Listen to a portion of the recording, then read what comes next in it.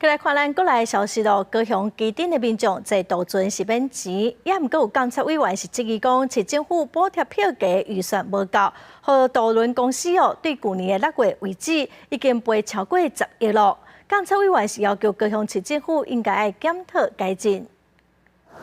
这个廉价高雄高山渡轮站往返基顶的航线，平均一日搭乘的人数有2万多人，比去年加了1倍，看来生意真好。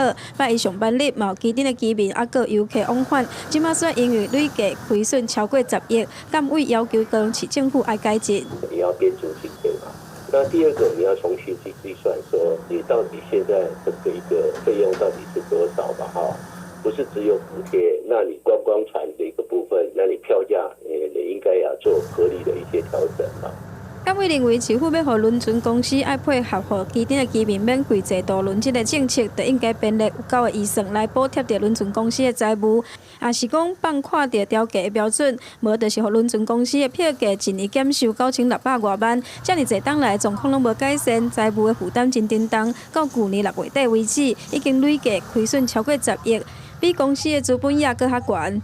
从108年大概2000多万哈，到109、110年大概3000万哈，那111年我们就补助到4000万哈，所以这个部分我们都逐步来去做一个补贴。你要看病啊，要从啥，都买靠这啊，你也无其他啊。我记得是一趟就60块，车子跟人就60块这样子。